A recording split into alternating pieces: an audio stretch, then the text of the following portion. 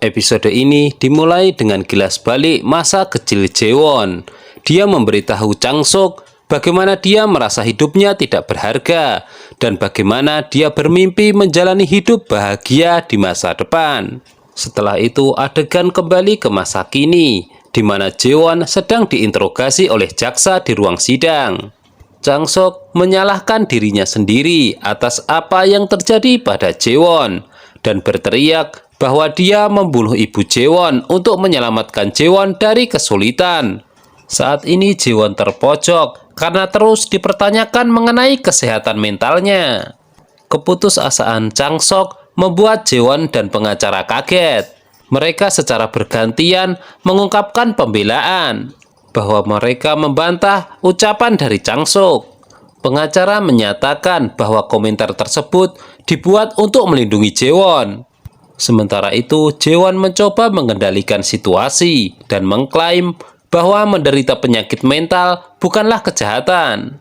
Dia mengatakan kepada pengadilan bahwa dia secara aktif mendapatkan bantuan untuk kondisinya dan meminta pengadilan untuk mempertimbangkan pernyataannya. Sidang ditunda dan Jaewon mendiskusikan langkah selanjutnya dalam kasus ini dengan pengacara Changsuk. Dia ingat percakapannya dengan Nam Tae-ju ketika dia setuju untuk bersaksi di pengadilan jika Jaewon bisa melindunginya dari penangkapan atas pembunuhan Sun Yung. Jaewon memberitahu Tae-oh bahwa dia tidak mempercayai Nam Tae-ju, namun memutuskan untuk menjadikannya sebagai pilihan. Sementara itu, Yoon Jin kesal dengan kesaksian Jaewon di pengadilan. Dia tidak bisa menerima kenyataan bahwa Jaewon mendapat simpati atas penyakit mentalnya. Yoon Jin bertemu Yoon Jae dan memintanya untuk menyingkirkan Nam Tae-ju. Dia kemudian melihat foto Arin di media sosial dan mengklaim bahwa dia akan segera bertemu putrinya.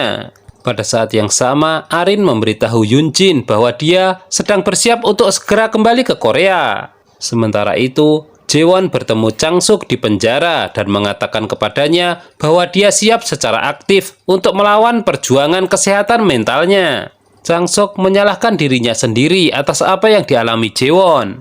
Hanya saja dia meyakinkan ayah tirinya itu bahwa dialah alasan dia masih hidup. Saat sedang berkendara kembali dari penjara, Tae-oh meminta Jaewon mampir ke studionya. Di sisi lain, Yoon Jae muncul untuk membunuh Nam Tae-ju.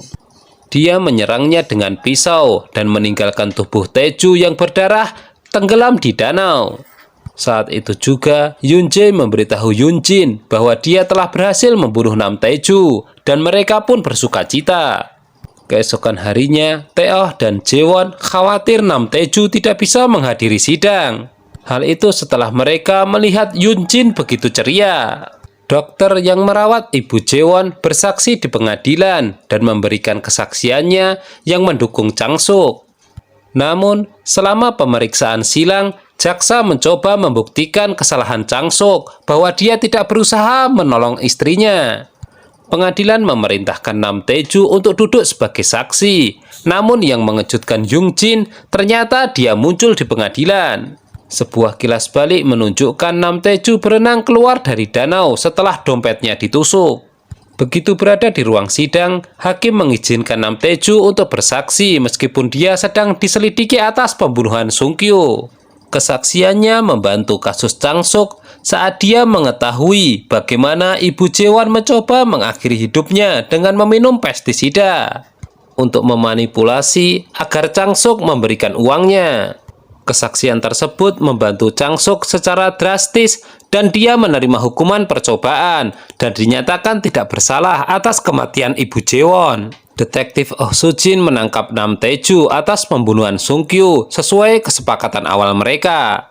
Sementara Yoon Jin merasa kalah dan kesal setelah mendengar putusan. Dalam perjalanan keluar, dia bertemu Nam Tae-ju di tahanan.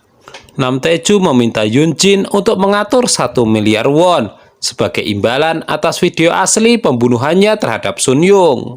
Di sisi lain, Tae-oh dan Jaewon merayakan pembebasan Changsuk dengan minum-minum di rumahnya.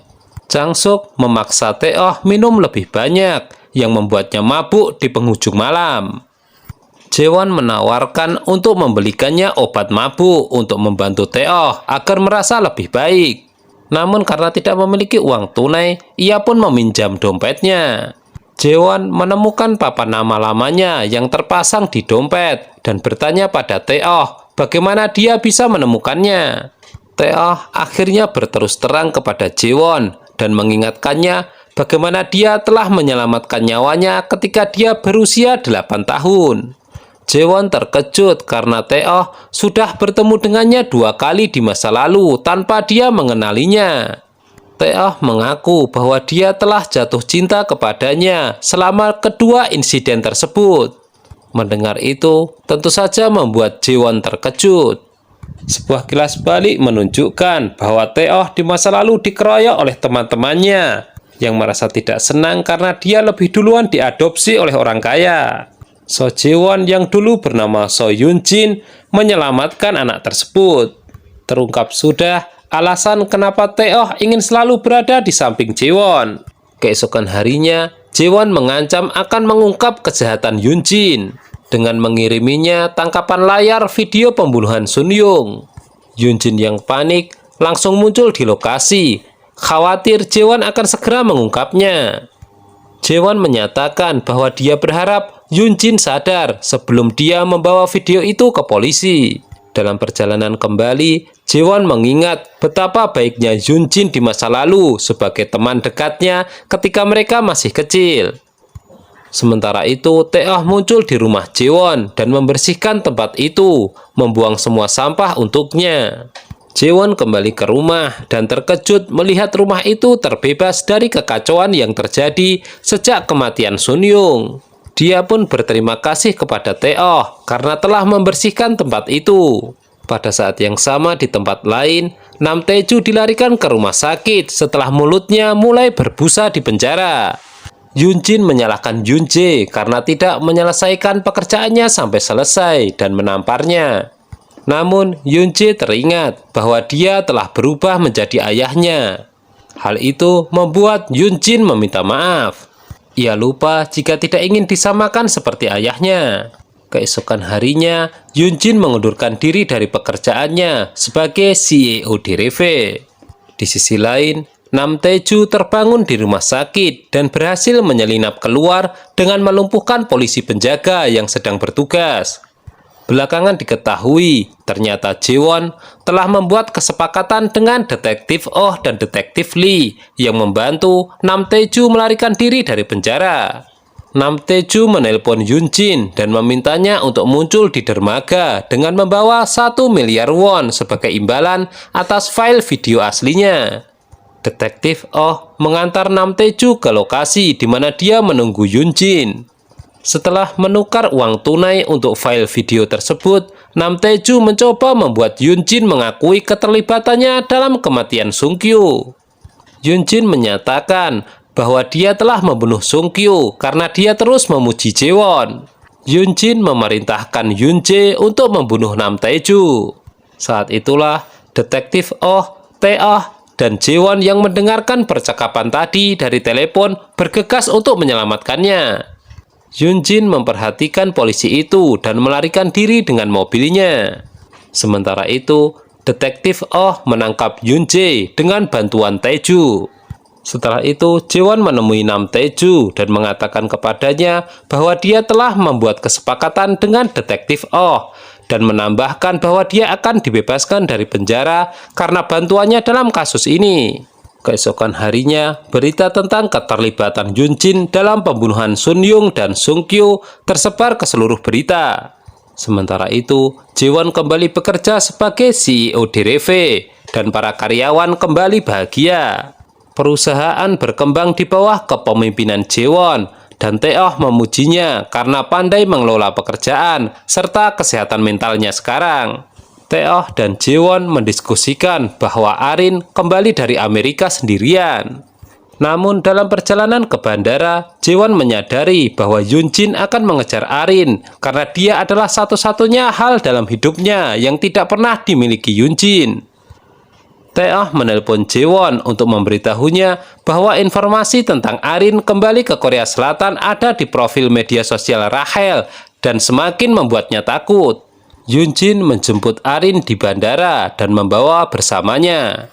Sementara Jaewon baru datang beberapa saat kemudian. Yunjin mencoba menculik Arin dari bandara. Dia pergi dengan gadis kecil itu ketika Jaewon muncul di sana. Jaewon khawatir saat dia tidak bisa melacak keberadaan putrinya. Segala upaya kemudian ia tempuh untuk menghubungi Tae-oh maupun polisi. Yunjin mengajak Arin untuk makan es krim setelah sebelumnya ia telah membelikan begitu banyak hadiah. Yunjin terus bertanya agar dirinya bisa lebih dekat dengan anak kecil yang ia anggap sebagai putrinya sendiri. Hingga akhirnya Yunjin menanyakan kepada Arin apa yang paling dia rindukan saat berada di Amerika. Gadis kecil itu menyatakan bahwa dia sangat merindukan ayahnya, Sun Yung. Sebab selama ini ibunya tidak menceritakan apapun mengenai keberadaan ayahnya. Mendengar itu membuat Yunjin merasa bersalah. Di sisi lain, detektif Oh dan Tae-oh bekerja sama dengan polisi lain untuk mencari Arin. Jaewon ada di mobilnya ketika dia mendapatkan telepon dari Yunjin yang memintanya untuk segera pulang. Selain itu, Yunjin meminta Jaewon memberitahu Arin kebenaran tentang kematian ayahnya. Jaewon merasa lega bertemu lagi dengan putrinya dengan keadaan baik-baik saja. Hal itu kemudian Jaewon informasikan kepada teman-temannya untuk tidak usah mengkhawatirkan putrinya lagi. Hanya saja mereka harus memastikan keberadaan Yunjin. Sementara itu, Yunjin mulai menyesal kenapa dia harus iri pada Jaewon. Sementara ia tahu bahwa apa yang dimiliki orang lain belum tentu harus ia miliki. Setelah mengakhiri panggilan dengan Jaewon, Yunjin mengalami kecelakaan saat menyeberang jalan dan ditabrak truk yang langsung membunuhnya. Terlihat bayang-bayang ketika Yunjin dan Jaewon bersahabat. Namun hubungan yang indah saat itu harus dirusak dengan salah satu merasa iri. Detektif Oh yang sedang mencari Arin menemukan mayat Yunjin di jalan. Ia pun menyayangkan peristiwa ini. Setahun setelah kematian Yunjin, Jaewon akhirnya mengunjungi psikiater asli Sukyung, yang selama ini dia hanya bisa berhalusinasi. Percakapan ini aneh karena Jaewon mengharapkan Sukyung berbicara dengannya seperti yang dia lakukan saat halusinasinya.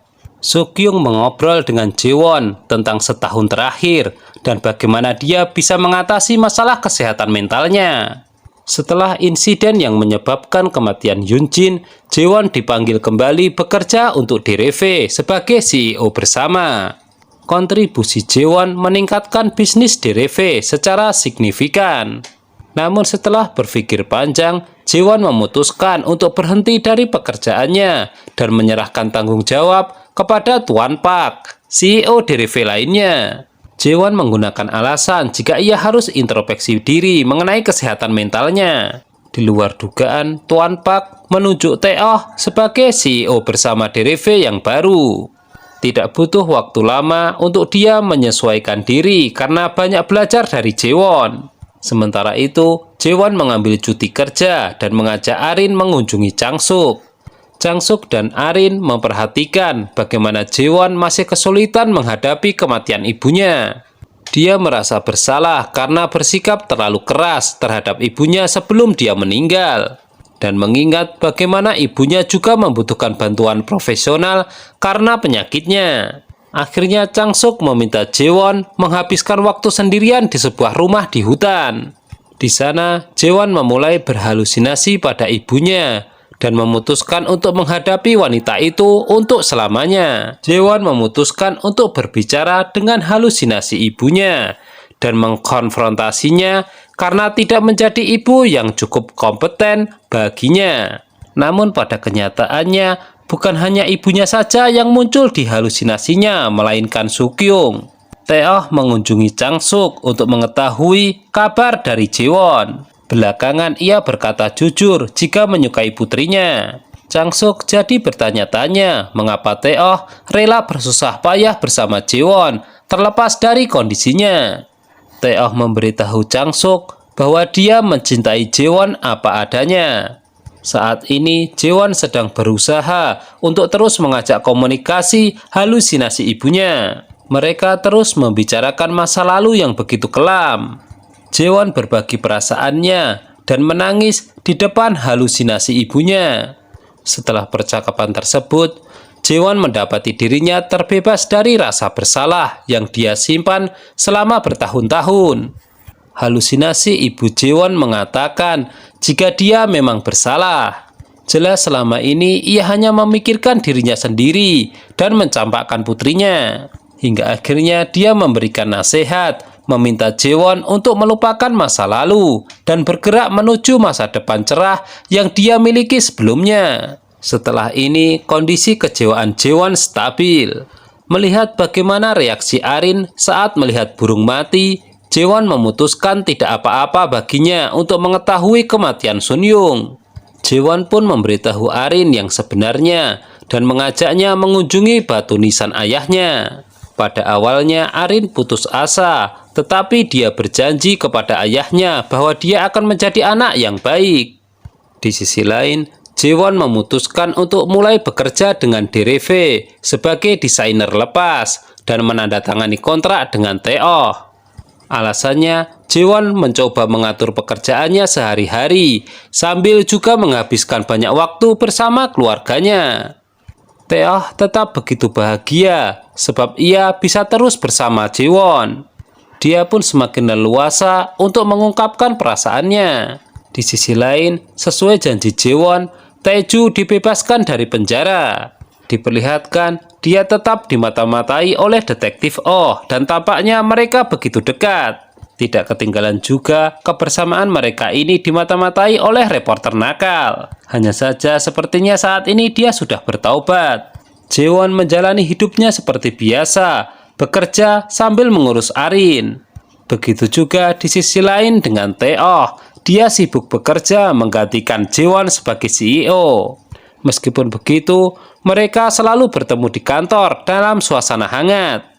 Pada suatu waktu, sekretaris Kim meminta Taeoh pergi berbelanja dengan Jaewon. Selama perjalanan mereka, Taeoh mengakui perasaannya terhadap Jaewon dan mengatakan kepadanya bahwa dia bersedia menunggunya. Tanpa diduga, kali ini Jaewon menanggapinya dengan positif. Dia mengatakan kepada Taeoh bahwa itu akan memakan waktu lama sebelum dia siap berkencan dengannya. Itu artinya cinta Taeoh diterima, hanya saja ia harus bersabar sampai Jaewon siap. Ini adalah salah satu poin di akhir bahagiaku. Setelah itu diperlihatkan Jaewon menghabiskan waktu berkualitas di pantai bersama Arin dan Changsuk sambil akhirnya membebaskan halusinasi Sukyung. Dalam arti lain, Jaewon berhasil mengatasi penyakit mentalnya, lalu bersiap menatap kehidupan baru di masa depan bersanding dengan Taeoh. Akhir drama ini memperlihatkan Jaewon yang sangat bahagia ketika bermain di laut dengan didampingi ayah tiri dan putrinya. Nah, gimana? Benar-benar happy ending kan? Jangan lupa juga tonton rekapan drama yang lainnya hanya di Mail Channel ya. Terima kasih.